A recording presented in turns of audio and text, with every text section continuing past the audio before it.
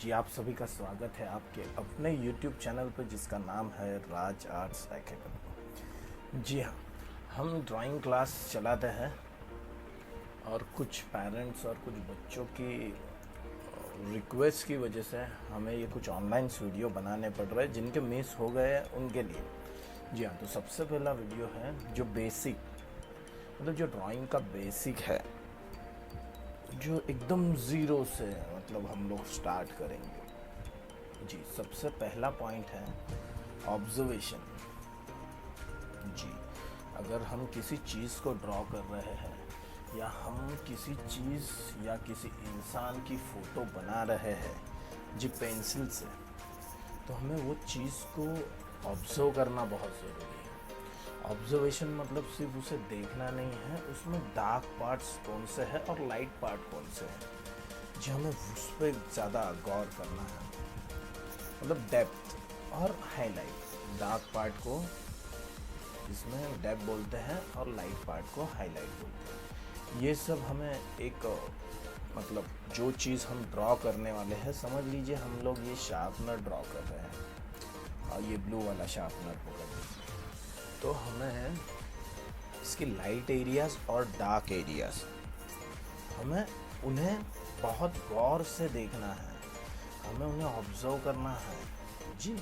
उसी के साथ साथ जिस तरह हम लोग वो चीज़ को ऑब्जर्व करते हैं, तो हमें उसी के साथ वो चीज़ में देखो, हर एक चीज़ है मतलब आपकी आंखों के सामने कौन सी भी चीज़ रहेगी उसमें कौन सा ना कौन सा बेसिक शेप है, तो हमें वो भी इसमें ढूंढना है। समझ लीजिए कि ये शार्पनर है तो इसमें रेक्टेंगल मिल गया हमें, तो ऐसी बहुत सारी चीज़ें हैं। जैसे कि ड्राइंग बुक है, इसमें भी हमें रेक्टेंगल मिल गया।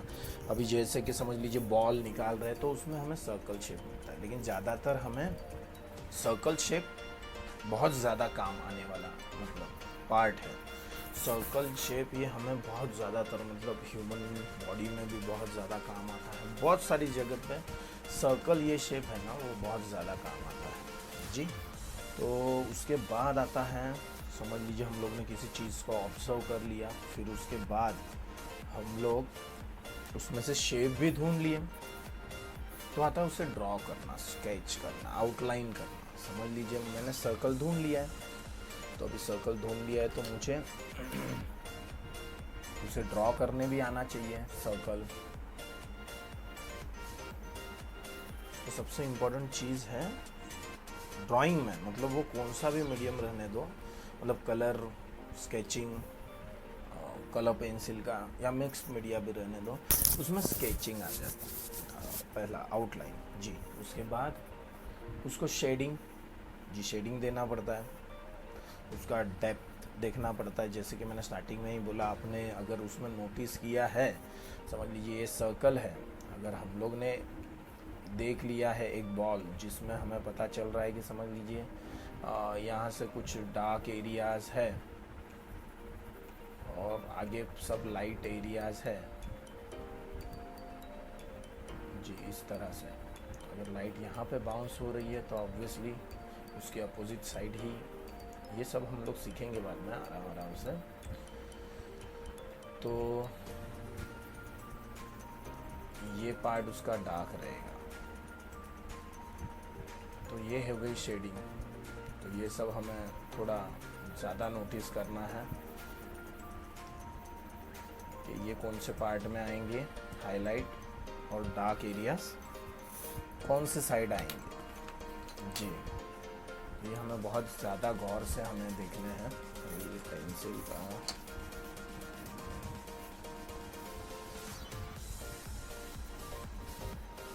समझ लीजिए अभी यहाँ से लाइट आई है तो ये पार्ट जी डार्क है, ये तो हम लोग बाद में सीखेंगे जी। मैं एग्जांपल के तौर पे आपको बता रहा हूँ,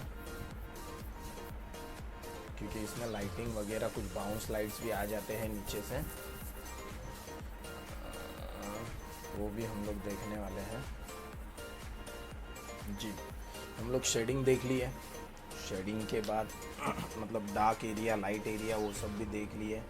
और हम लोग ने स्केच भी, जैसे कि पहले मैंने बताया, स्केच ड्रॉ कर लिया और अब शेडिंग भी की है, हाईलाइट भी किया। अभी देखिए कैसा है कि हाईलाइट मैंने छोड़ दिया है, नहीं तो हम लोग कैसा है कि इसे समझ लीजिए बाई चांस शेड में हाईलाइट कर लिए है, उसके बाद हमें इसे हाईलाइट करना होगा तो हम लोग नॉर्मल इरेजर यूज़ कर सकते हैं हाईलाइट के लिए।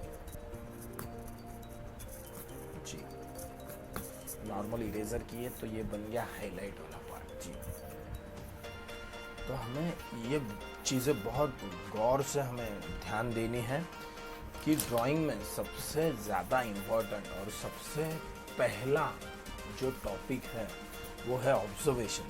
मतलब किसी चीज़ को अगर हम लोग गौर से नहीं देख पाए और उसमें का अगर बेसिक शेप, देखिए हर एक चीज़ में बेसिक शेप है, जैसे कि सर्कल, ट्राइंगल, स्क्वायर, जो बेसिक शेप है वो हर एक मतलब ड्राइंग में जिसे हम ड्रॉ करना चाहते हैं तो उसमें हमें दिखेगा। ह्यूमन बॉडी, ह्यूमन फेस बना रहे हो तो वो सर्कल से बनता है, तो उसका बॉडी रेक्टेंगल शेप में बन सकता है, उसके हाथ के पार्ट्स, पंजे, फिंगर्स, वो सब रेक्टेंगुलर शेप में आ सकते हैं। तो हमें वो सब चीज़ें बहुत ज़्यादा ध्यान रखनी है कि किसी भी चीज़ को ऑब्जर्व हमें बहुत गौर से करना है कि उसमें क्या चीज़ है। जब तक आप ऑब्जर्व नहीं कर पाओगे ना तब तक मतलब हम अच्छा ड्राइंग नहीं बना पाएंगे। तो ऑब्जर्वेशन बहुत ज़्यादा इम्पॉर्टेंट है। उसी के साथ साथ डार्क एरिया, लाइट एरियाज़ हमें देखना है। जैसे कि हम लोग अभी स्टार्टिंग में पेंसिल स्केचिंग का ही करेंगे तो वही हिसाब से, जैसे मैं आपको बोला ये बॉल है, यहाँ पे डार्क एरिया है और यहाँ पे लाइट एरिया है, इसे डेप्थ कहते हैं और इसे हाईलाइट कहते हैं। तो हमें ये सब चीज़ें देखनी है, शेप देखना है, शेडिंग जैसे कि मैंने इसे ब्लेंड वगैरह वो सब मैं बाद में आपको बता दूंगा। सबसे पहला शेडिंग, हाईलाइट, ये चीज़ें हमें ध्यान देनी है। तो सबसे इम्पोर्टेंट पार्ट है ड्राइंग का वो है ये observation, shapes, sketch, dark area और लाइट एरिया। जी हाँ जी, अभी हम आगे बढ़ते हैं। देखिए ड्राइंग सिर्फ ड्राइंग मतलब मज़े का पार्ट नहीं हो गया। एक्चुअली ये मज़े का ही पार्ट हो गया, बट इससे हमारे हेल्थ के लिए बहुत सारे बेनिफिट्स हैं ड्राइंग से। अभी तो फ़िलहाल सब लोग को ज़रूरत है ड्राइंग की मेरे हिसाब से, क्योंकि पूरी दुनिया जूझ रही है, युद्ध कर रही है कोरोना से। तो उसके लिए एक्चुअली इम्पोर्टेंट है।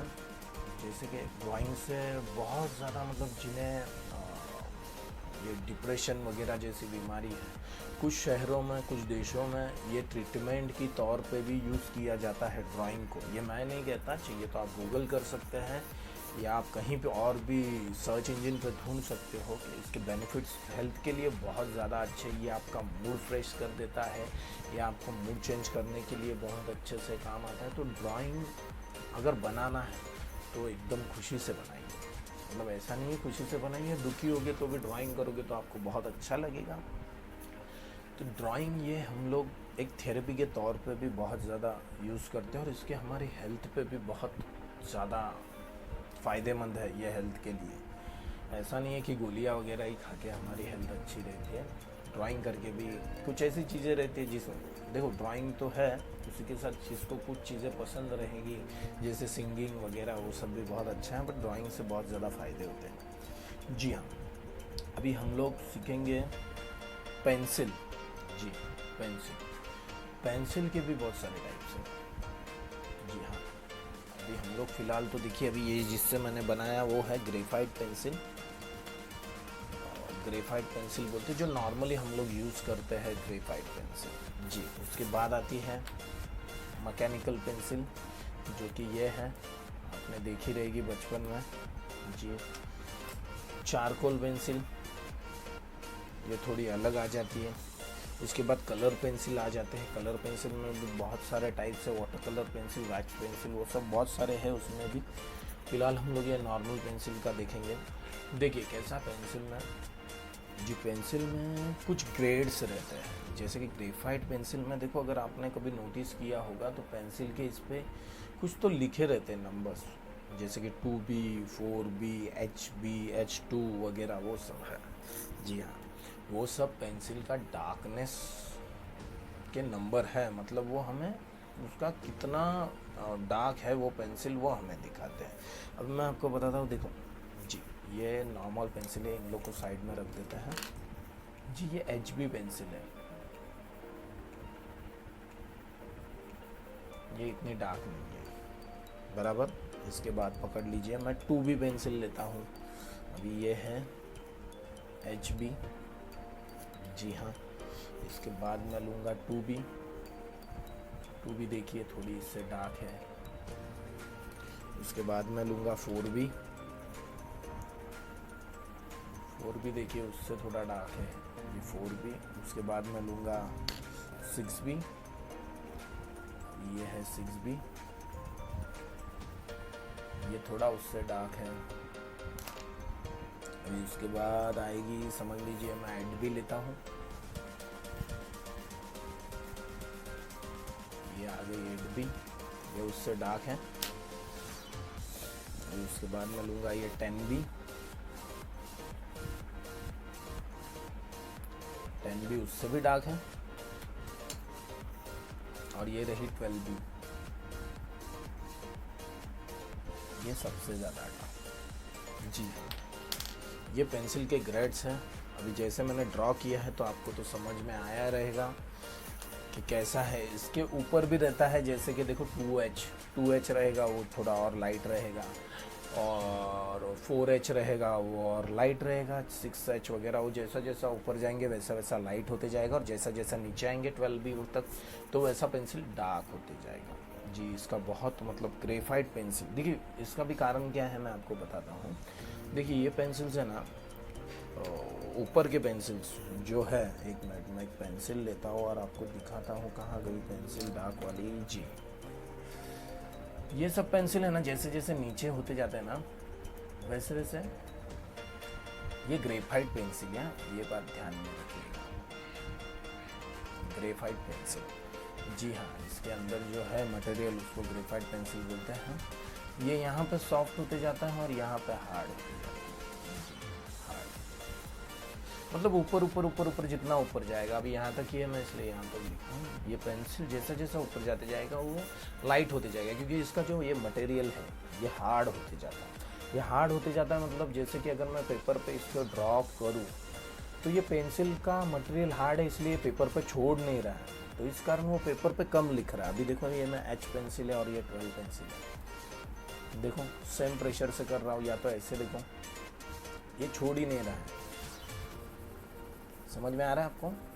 देखिए सेम प्रेशर से दोनों हाथ से किया, ये कितना लाइट है और ये कितना डार्क है। तो इसका मतलब है कि यहाँ से है ना, ये जो है इसका ग्रेफाइट ये बहुत हार्ड मटेरियल, मतलब यहाँ ये पेपर पे छोड़ता नहीं है इजीली। और ये कैसा है, थोड़ा लूज बनाया हुआ है, ये पेपर पे छोड़ देता है, इस कारण ये डार्क हो जाता है, मतलब ज़्यादा मटेरियल निकल के उस पर चिपक जाता है। जी ग्रेफाइट पेंसिल। इसके बाद ग्रेफाइट मैकेनिकल भी आती है। अब ये भी 4B है, बट इसका देखो पॉइंट बहुत शार्प है, इस कारण ये बहुत ज़्यादा डार्क लग रही है। तो ये भी बहुत ज़्यादा काम आने वाली पेंसिल है, ग्रेफाइट पेंसिल, मैकेनिकल पेंसिल, तो ये बहुत ज़्यादा काम आने वाली है। इसके बाद आते हैं चारकोल पेंसिल। जी हाँ चारकोल पेंसिल जो कि बहुत डार्क माने जाते हैं और जिनमें भी लिखा रहता है, देखिए अगर आप देखोगे तो सॉफ्ट, न्यूट्रल और हार्ड, सॉफ्ट, न्यूट्रल और हार्ड, जैसे कि मैंने बताया आपको सेम थियरी है। सॉफ्ट मतलब बहुत ज़्यादा डार्क हो गया, ये हो गया सॉफ्ट। न्यूट्रल मतलब ठीक ठाक, इतना ज़्यादा डार्क नहीं।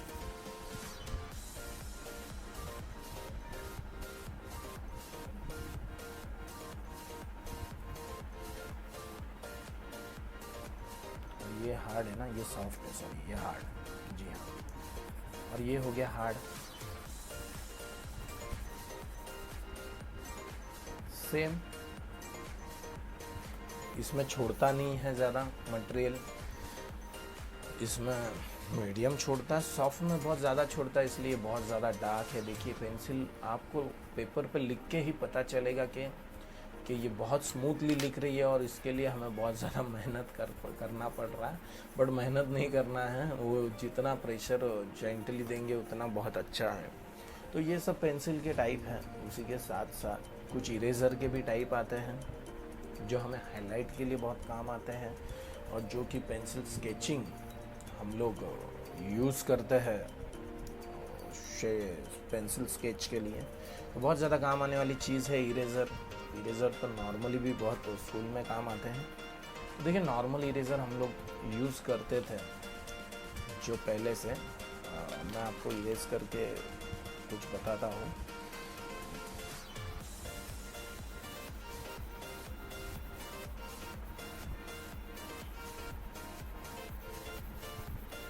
जी थोड़ा सा ड्रॉ कर लेता हूँ, मतलब इरेज करने के लिए। अच्छा देखिए ये है नॉर्मल इरेज़र जो हम लोग पहले यूज़ करने के बचपन से यूज़ करते आ रहे हैं। ये आ गया है अभी फ़िलहाल नया इलेक्ट्रॉनिक इरेज़र और ये बहुत काम की चीज़ है। ये टोम्बो मोनो इरेज़र, इसमें और एक टाइप है अभी फ़िलहाल वो टाइप, एक मिनट मैं आपको दिखा देता हूँ जी। अभी वो फ़िलहाल कहीं पे रख दिया और मुझे दिख नहीं रहा है, बट ठीक है। देखिए इसी में आता है, ये 2.3 mm है तो वो थोड़ा फ्लैट आता है, रेक्टेंगुलर शेप। जी हाँ जैसे कि हाईलाइट का मैं आपको बता दूंगा ऐसा काम होगा। ये नॉर्मल इरेज़र हम लोग ऐसा काम करते थे जी। इसमें बहुत मोटा है ज़्यादा, अभी इसका एज में लिया हूँ इसके लिए वो हमें, और ये जैसे कि बटन दबाने से घूम रहा है, आपको आवाज़ आती रहेगी। देखिए बटन दबाया, आवाज़ आ गया, तो इससे हम लोग भी बहुत सारा काम कर सकते हैं। जैसे कि पकड़ लो, ये कुछ लाइंस बना दिए, हाईलाइट के लिए बहुत काम आने वाला है जी। वैसे ही हमें ये भी बहुत ज़्यादा काम आता है, छोटी छोटी लाइंस मारने के लिए, हाईलाइट के लिए। देखिए आ गया। और एक इरेज़र आता है, 2 मिनट में आपको ढूंढ के बताता हूँ।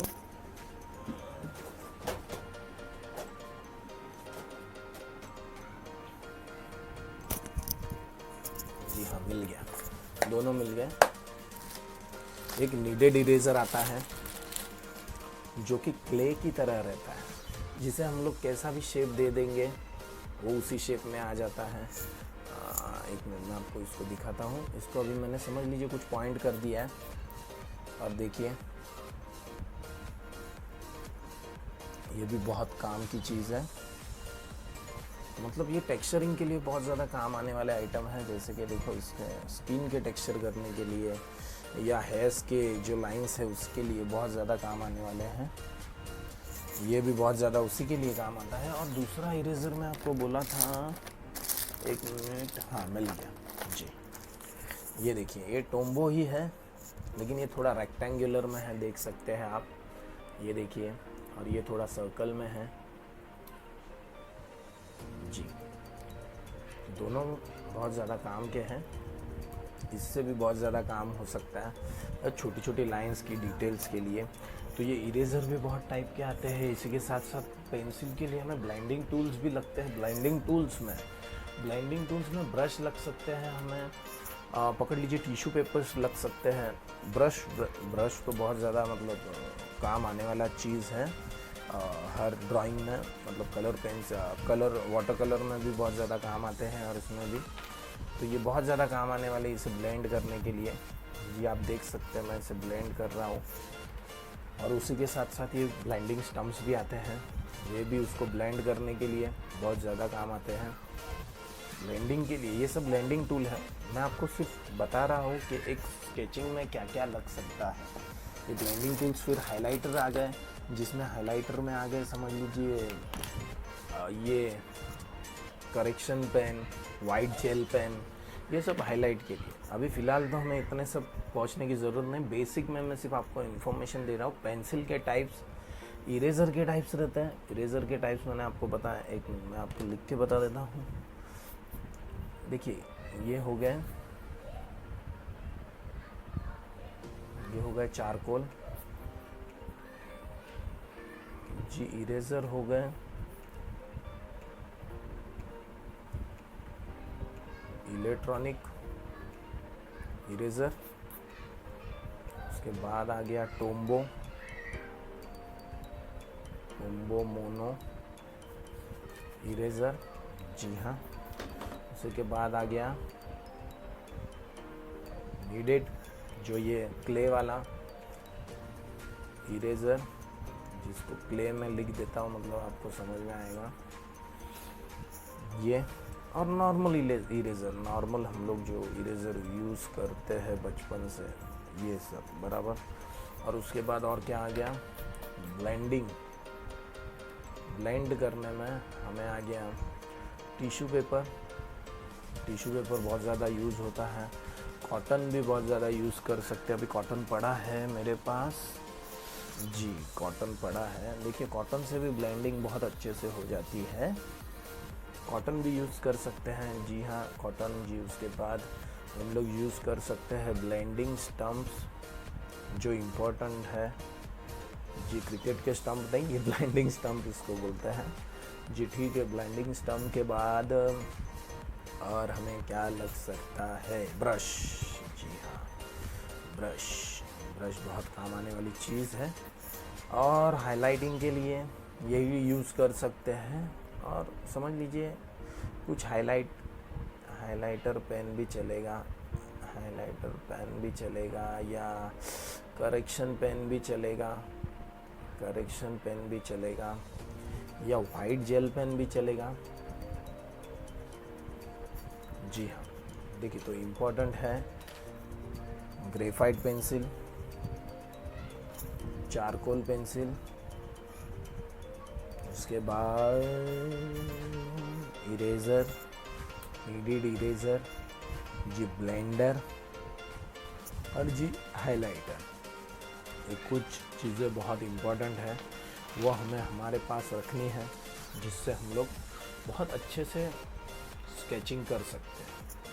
तो जी आज के लिए इतना ही, हम ज़्यादा टाइम नहीं लेंगे जी। प्लीज़ अगर किसी ने सब्सक्राइब नहीं किया है तो प्लीज़ हमारा चैनल सब्सक्राइब कीजिएगा, और जो बेल आइकन है वो दबाइएगा, जिससे आपको जो नए नए वीडियोस हैं जो हम बनाएंगे ट्यूटोरियल्स के, वो आप तक पहुँचे और आप उन्हें देख पाए। और देखिए ऐसा नहीं है कि सिर्फ ड्राइंग का ही सिखाया जाएगा, जो आपको छोटे छोटे ट्रिक्स है जो बहुत काम आने वाले हैं, वो भी हम लोग करने वाले हैं। जी हाँ, आज के लिए इतना ही। Good bye, take care.